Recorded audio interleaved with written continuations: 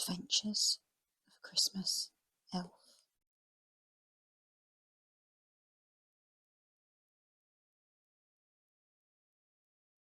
Sunday, 1st November. Last night, my worst fears came true. The Halloween party on the ice rink is usually one of my favourite times of the whole year. But last night I was so sick with worry I couldn't enjoy it at all. As I got dressed into my tarantula costume, my mind was working overtime.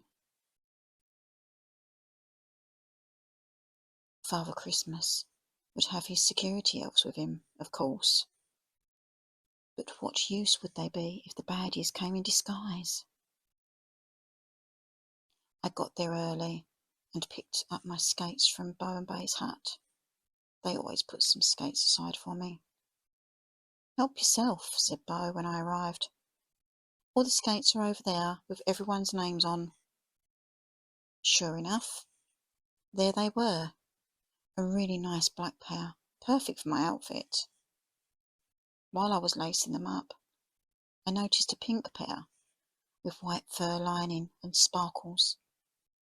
They had Father Christmas's name on, which made me wonder what his costume was going to be.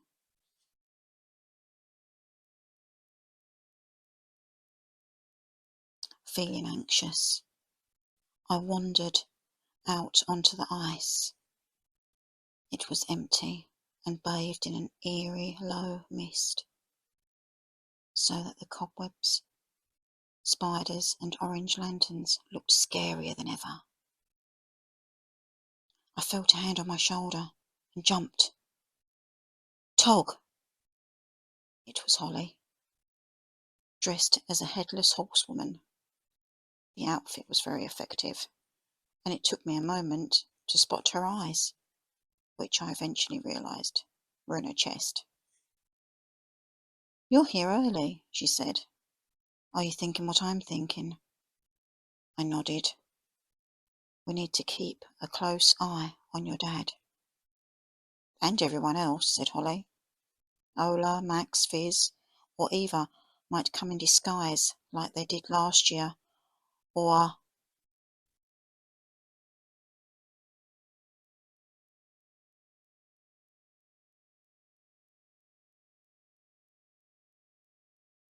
I leaned in closer.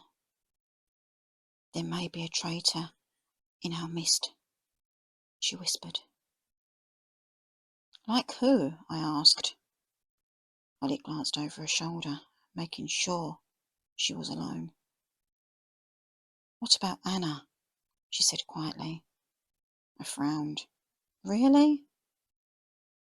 "Think about it. Max and the workshop elf. Fizz was a workshop elf. Anna," she lowered her voice to a whisper, "is also a workshop elf." I raised my eyebrows. "But she's so quiet." "Too quiet," said Holly, knowingly. "Tog," came a chorus of voices interrupting us, and I turned to see my younger siblings Twig, Leaf, Plum, and Pin skating towards us. Twig was a witch with a broom. Leaf was a ghost.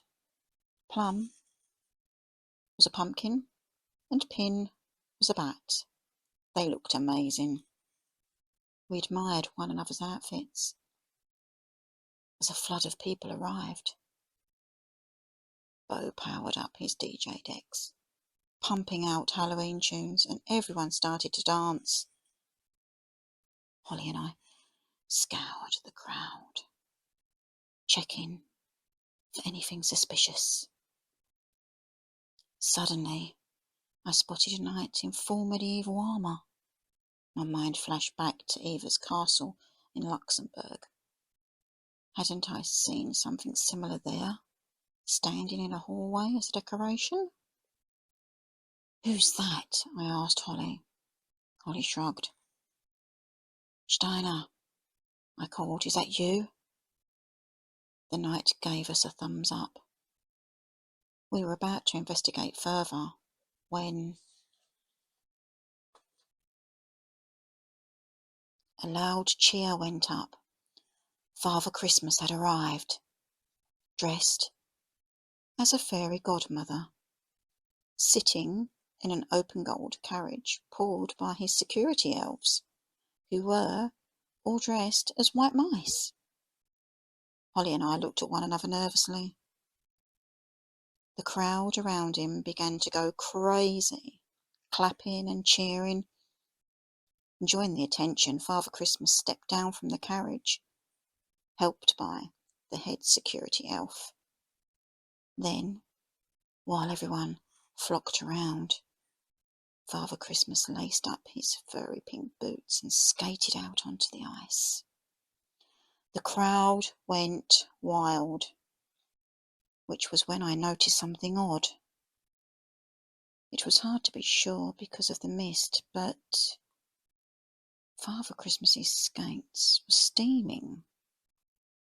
As I watched, Father Christmas raised his wand and began to pirouette, turning faster and faster. There was the sound of ice cracking. I dived forward just in time to grab Father Christmas's hands. A split second before his skates melted a hole in the ice, and he plunged down into the icy water. I tried to remember exactly what happened next, but to be quite honest, it's a bit of a blur. Lots of other people rushed forward to help. I remember that much. And we dragged Father Christmas to safety. He was soaked to the skin, so we bundled him into the hut and helped him out of his wet ballerina dress. Holly found a hot water bottle and pressed it to his chest before wrapping him up in a warm blanket. My feet, chattered Father Christmas. They're freezing. As quickly as I could, I unlaced his skates, emptying them of water,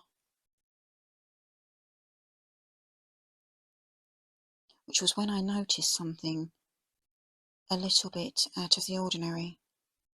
Holly, I hissed. The blades are still warm. Eyeing me warily, Holly removed a mitten and touched the blade of the skate. Her eyes widened. She pulled her hand back in alarm. Dad, your skates, she blurted. Someone heated them up. Feel.